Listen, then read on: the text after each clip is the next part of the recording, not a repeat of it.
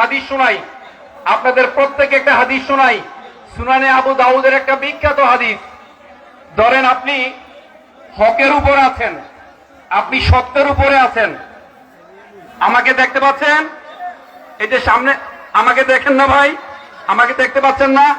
আপনি এক দুজন দেখতে পাচ্ছেন না, কিন্তু ভাই যিনি ডিল মেরেছেন আমার এই হাদিসটা শোনেন। আপনি কোন পর্যায়ে আছেন শুধু হাদিসটা শোনেন। সুনানে আবু দাউদের একটা বিখ্যাত হাদিস। আপনি হকের উপর আছেন, আপনি হকের উপরে আছেন, হকের উপরে থেকেও যখন আপনি তর্ককে পরিহার করবেন, আল্লাহ তাআলা আপনাকে গ্যারান্টি দিয়েছেন, আপনাকে নিশ্চয়তা প্রদান করেছেন, জান্নাতের আঙ্গিনায় আপনাকে বিশাল বড় একটা অট্টালিকা নির্মাণ করে দিবেন। সুবহানাল্লাহ বলবেন না? তারপর আপনি কথা বলছেন, just you are kidding, you are making a joke, আপনি মানুষকে হাসাচ্ছেন। ওই হাসানোর মধ্যে মানুষ মিথ্যা কথা বলতে হয় না? হাসায় মানুষকে মিথ্যা কথা বলে, ওই হাসানোর সময় যখন আপনি মিথ্যা পরিহার করবেন, আল্লাহ তাআলা গ্যারান্টি দিয়েছেন, নিশ্চয়তা প্রদান করেছেন, জান্নাতের মাঝখানে আপনাকে বিশাল বড় একটা বাড়ি নির্মাণ করে দিবেন। সুবহানাল্লাহ বলবেন না? ফেকুয়াবাসী এত আস্তে সুবহানাল্লাহ বলে হবে? আর ফাইনালি আপনাদের জন্য হাদিসের শেষ অংশ আপনাদের প্রত্যেকের জন্য এখানে মনে রাখবেন। ফাইনালি নবী মুহাম্মদ সাল্লাল্লাহু আলাইহি সাল্লাম বলেছেন, যে ব্যক্তি বিনয়ী হবে আল্লাহর জন্য উত্তম আচরণের অধিকারী হবেন। যার আচরণটা সুন্দর হবে, যিনি বিনয়ী হবেন, যিনি উত্তম আচরণের অধিকারী হলেন, আল্লাহ তাআলা ঘোষণা করেছেন, আল্লাহ তাআলা গ্যারান্টি দিয়েছেন যে জান্নাতের পিক অফ প্যারাডাইস, জান্নাতের সর্বোচ্চ জায়গায় আপনার জন্য বিশাল বড় একটা অট্টালিকা নির্মাণ করবেন। সুবহানাল্লাহ বলবেন না? আজকে পবিত্র জুমার দিন, সাইয়্যিদুল আইয়াম, সপ্তাহের সেরা দিন। এই দিনে আপনারা এখানে এসেছেন ভাই, সবাই সবার মতো করে দেখবেন না। আপনারা যারা, উদাহরণটা বড় হয়ে যাচ্ছে, আমার এই মুহূর্তে মনে পড়ছে এই উদাহরণটা, এটা ছাড়া অন্য কিছু মনে পড়ছে না। আপনারা যখন উমরাতে যান, আপনারা যখন হজে যান, চাইলে কি হাজরে আসওয়াদ চুমু দিতে পারেন? পারেন কিনা বলেন ভাই? এখানে যারা সামনাসামনি বসেছেন, আপনারা যেমন কিছু বেনিফিট আছে, কিছু কষ্ট আছে। আপনারা এখান থেকে সরাসরি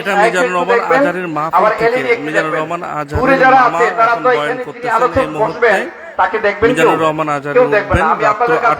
অনুরোধ করছি এই মেসেজটা আজারি সাহেবের কাছে গিয়েছে।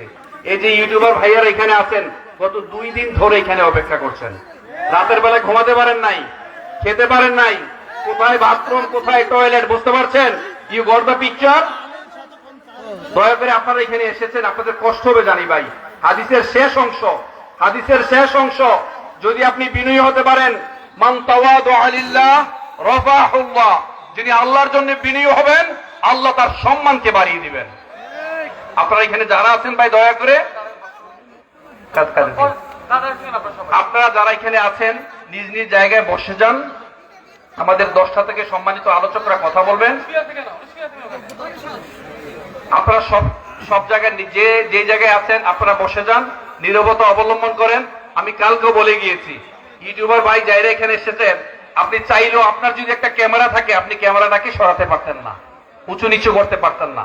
তো আমি যেই কথাটা বলেছিলাম হাদিসের শেষ অংশ, আপনি যখন আল্লাহর জন্য বিনয়ী হবেন, আল্লাহ আপনাকে সম্মানিত করবেন। ভাই এখানে এসেছেন দিন প্রচারের স্বার্থে, যারা কথা বলেন তারাই শুধু দিন প্রচার করছেন না, আপনারা শুনতে এসেছেন। আপনারা পরিবারটাকে শান্ত করবেন, পরিবারটাকে সংশোধন করবেন, এই সমাজটাকে সংস্কার করবেন, এই ঘুণে ধরা সমাজকে আপনারাই পরিবর্তন করবেন। ঠিক কিনা বলেন?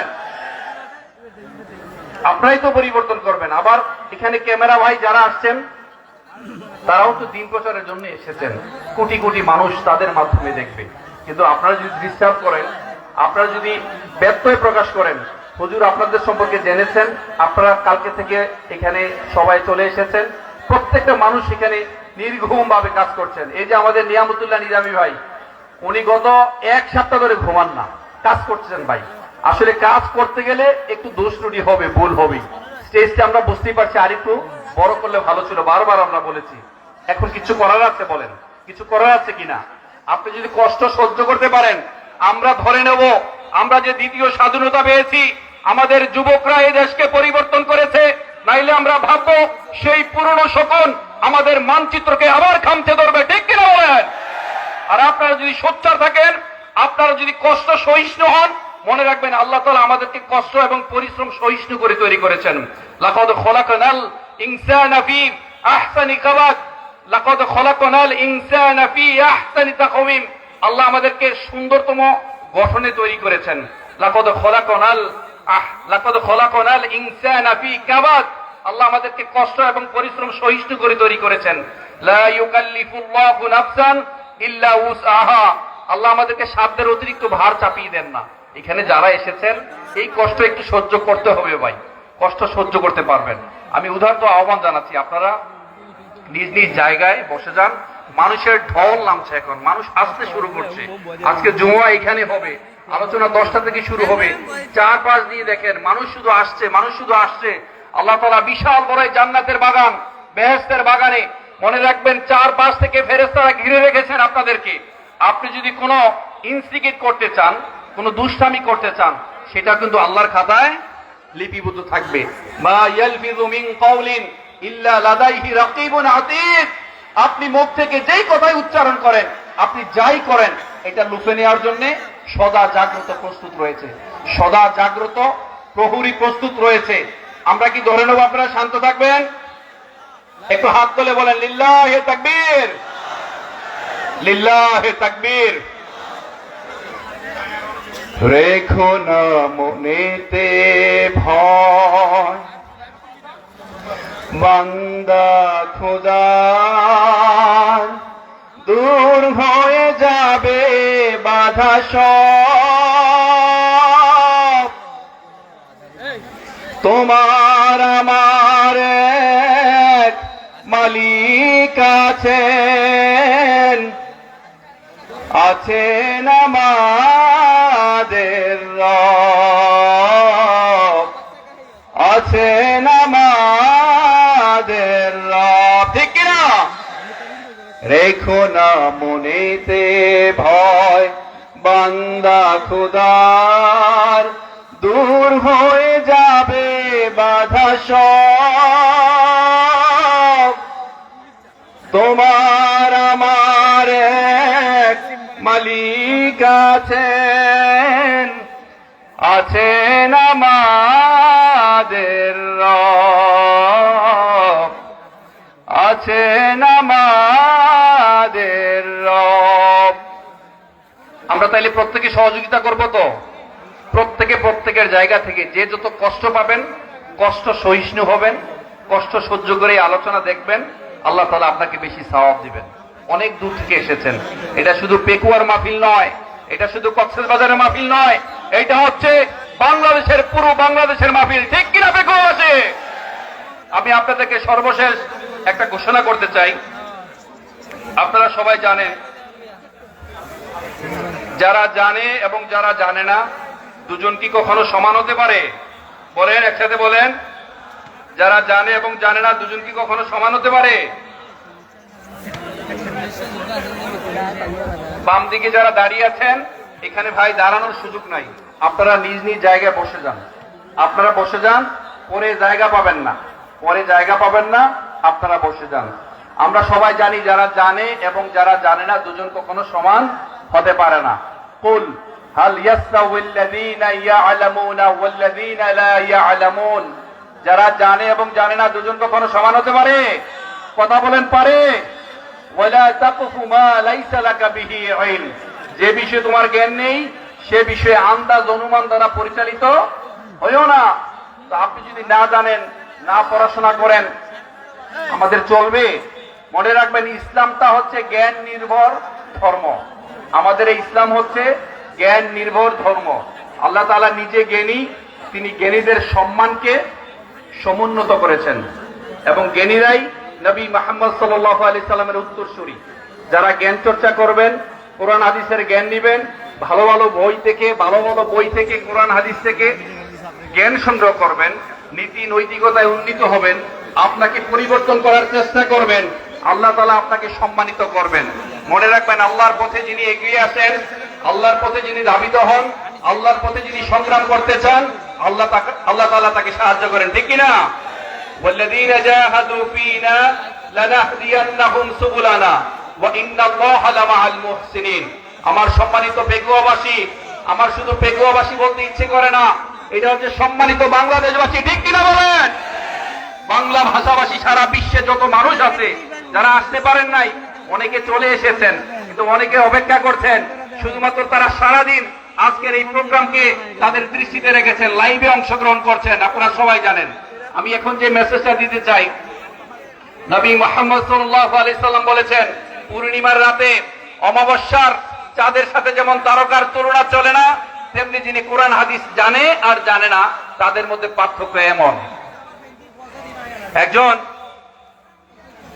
আলেম আর গয়রে আলেম, যিনি কোরআন হাদিস জানে এবং জানে না, তাদের মধ্যে সম্পর্ক এইরকম।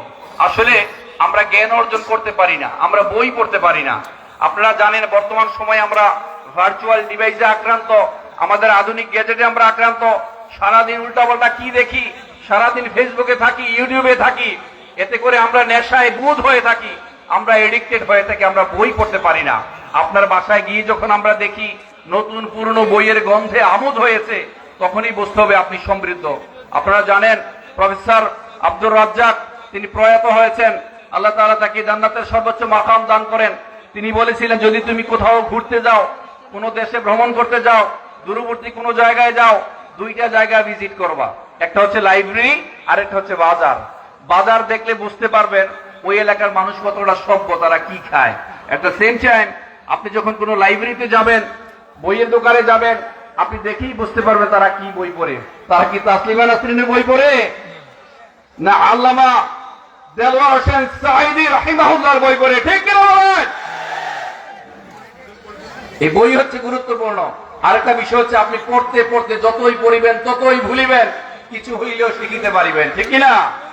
এবং আপনি পড়তে পড়তে পড়তে যখন মনে হবে আপনার মতো মূর্খ পৃথিবীতে কেউ নাই, এত পড়ার পরও আপনি সবচেয়ে কম জানেন, মনে রাখবেন তখনই জ্ঞানের নূর আল্লাহ তাআলা আপনার অন্তরে ঢেলে দিচ্ছেন। এবং আপনার মূল জানা, মূল পড়া, মূল শেখা ওখান থেকে শুরু। এবং আপনারা জানেন আল বেরুনির নাম আপনারা সবাই শুনেছেন না? আল বেরুনির নাম আপনারা শুনেছেন? তিনি একজন গ্রেভিটেশন পাওয়ার নিয়ে কাজ করতেন। গ্রেভিটেশন পাওয়ার, মাধ্যাকর্ষণ শক্তি নিয়ে কাজ করতেন। তিনি যখন, আমি আর অল্প কিছুক্ষণ কথা বলে আপনাদেরকে জবনিকা টানবো, তিনি যখন এই আল বেরুনি মাধ্যাকর্ষণ শক্তি নিয়ে কাজ করতেন, আপনাদের মনোযোগ আছে? তাকবীর দেওয়া যাবে? লিল্লাহে তাকবীর। হয় নাই? লিল্লাহে তাকবীর। বোঝা যাচ্ছে আপনারা সবাই যুবক না। এখানে যুবক কারা কারা দেখি, একটু হাত তুলে, দুই হাত তুলে আল্লাহকে দেখান। লিল্লাহে তাকবীর, নারায়ে তাকবীর, তাকবীর। এই আল বেরুনি যখন মৃত্যু সজ্জায়, তিনি যখন মারা যাবেন, ওই মুহূর্তে যিনি সম্পদ প্রপার্টি ডিস্ট্রিবিউশন নিয়ে যার সবচেয়ে বেশি জ্ঞান, ওই লোকটা আল বেরুনিকে দেখতে গেলেন। যাওয়ার সাথে সাথে আল বেরুনি বললেন, একটু চুপ থাকে। যাওয়ার সাথে সাথে আল বেরুনি বললেন, ভাই তুমি এসেছো, আমি তো জানি প্রপার্টি ডিস্ট্রিবিউশন নিয়ে তোমার সবচেয়ে বেশি জ্ঞান, সবচেয়ে বেশি মেধা, তুমি আমাকে শেখাও। তখন তিনি বললেন, কি বলছেন আল বেরুনি সাহেব, আপনি এখন মৃত্যু সজ্জায়, যে কোনো মুহূর্তে আপনি মারা যেতে পারেন, আপনি এখন শিখবেন এই জ্ঞান? তখন আল বেরুনি বললেন, এই কথাটা মনোযোগ দিতে হবে, আপনারা এখানে প্রত্যেকে দায়িত্বশীল। কুল্লুকুম রাঈন ওয়া কুল্লুকুম মাসউলুন আন রাইয়াতি। আপনি বাবা হয়েছেন, বড় ভাই হয়েছেন, আপনি কাকা হয়েছেন, জেঠা হয়েছেন, মামা হয়েছেন, মনে রাখবেন আপনি দায়িত্বশীল। এই দায়িত্ব সম্পর্কে কাল হাসরের দিন জিজ্ঞেস করা হবে। আপনি নিজে পড়াশোনা করছেন কিনা, ছেলে সন্তানদেরকে পড়াশোনা করাচ্ছেন কিনা, আপনার যে ওয়াইফ আছে, মেয়ে আছে, স্ত্রী আছে, তাদেরকে আপনি পড়াশোনা করাচ্ছেন কিনা, কোরআন হাদিস শেখাচ্ছেন কিনা, আপনি কিন্তু দায়িত্বশীল। দায়িত্ব সম্পর্কে জিজ্ঞেস করা হবে। দায়িত্ব সম্পর্কে, দায়িত্ব থেকে কেউ এড়াতে পারবেন না। কালামুল্লাহ মাজিদে আল্লাহ তাআলা বলেছেন, কু আনফুসাকুম ওয়া আহলিকুম নার। শুধুমাত্র আপনাকে বলেন নাই, জাহান্নামের আগুন থেকে বাঁচতে শুধু আপনাকে বলেন নাই, সাথে সাথে বলা হয়েছে আপনার যারা আহাল আছে, আপনার যারা পরিবার আছে, তাদেরকে পর্যন্ত জাহান্নামের আগুন থেকে রক্ষা করতে বলা হয়েছে। অন্য এক আয়াতে বলেছেন, ওয়া আনদির আশিরাতাকাল আকরাবিন। তোমার নিকটবর্তী যারা আছে তাদেরকে তুমি সতর্ক করো। আরেক বর্ণনায় বলা হয়েছে, তোমাদের স্ত্রী এবং সন্তানদের মধ্যে কেউ তোমাদের শত্রু, তাদের সম্পর্কে সতর্ক থাকো। ভাই, আমি প্রথমে বলেছি কুল্লুকুম রাঈন ওয়া কুল্লুকুম মাসউলুন আন রাইয়াতি। এখানে প্রত্যেকটা লোক সচেতন। এখানে শুধুমাত্র স্লোগান দেওয়ার জন্য আসে নাই, এখানে স্লোগান দেওয়ার জন্য আসেন নাই। কত মানুষ হয়েছে, কত ক্যামেরা হয়েছে, সেই জন্য আপনারা আসেন নাই। আপনারা এসেছেন শিখার জন্য, অন্তরটাকে পেঁয়াজের খোসার মতো স্তরে স্তরে স্তরীভূত করে বদলানোর জন্য। ভাই আসলে মানুষ খুঁজিয়া ফিরি জনতায়, মানুষ কই? অন্তরকে না রাঙিয়ে শুধু পোশাক রাঙালেই ভালো মানুষ হওয়া যায় না। অন্তরকে না রাঙিয়ে শুধু বেশভূষা পরিবর্তন করলে ভালো মানুষ হওয়া যায় না। ভালো মানুষ হতে হলে আগে ভেতর থেকে বদলাতে হয়, পেঁয়াজের খোসার মতো স্তরে স্তরে স্তরীভূত হয়ে বদলাতে হয়, তবেই আপনি ভালো মানুষ। ঠিক কিনা বলেন? কদ আফলাহা মান যাক্কাহা কদ আফলাহা মান তাযাক্কা। অন্তরটাকে যে পরিশোধিত করতে পারে, অন্তরটাকে যে শীতল করতে পারে, সেই তো ভালো মানুষ। আর যারা হাজার হাজার টাকা লোপাত্তা করে দিয়েছে, যারা জালিমের মতো অত্যাচার করেছে, যারা রক্ত নিয়ে হোলি খেলেছে, তারা কি ভালো মানুষ? তারা ভালো মানুষ হতে পারে না। আল্লাহ জালিমদেরকে ছাড় দেয় কিন্তু ছেড়ে দেয় না। জোরে বলেন, জালিমদেরকে ছাড় দেয়। ইন্নাল্লাহা ইউমলিল যালিমা ওয়া লা ইয়াতরুকু। আল্লাহ জালিমদেরকে ছাড় দেয় কিন্তু কখনো ছেড়ে দেয় না। আমি যে গল্পটা বলছি, গল্পটা কি মনে আছে? ইসলাম হচ্ছে জ্ঞান নির্ভর ধর্ম। আল বেরুনি তিনি মৃত্যু সজ্জায়, তিনি মরে যাবেন, ওই মুহূর্তে প্রপার্টি ডিস্ট্রিবিউশন সংক্রান্ত যে জ্ঞান যার মধ্যে আছে তাকে দেখেই বললেন যে ভাই আমাকে শিখাও, তুমি আমাকে শিখাও কিভাবে সম্পদ বন্টন করতে হয় উত্তরাধিকারের মাঝে। তিনি বললেন ভাই আপনি তো একটু পরে মারা যাবেন, আপনি মারা যাবেন, এখন কিসের জ্ঞান নেবেন? তখন আল বেরুনি বললেন ভাই আমি যদি একটু পরে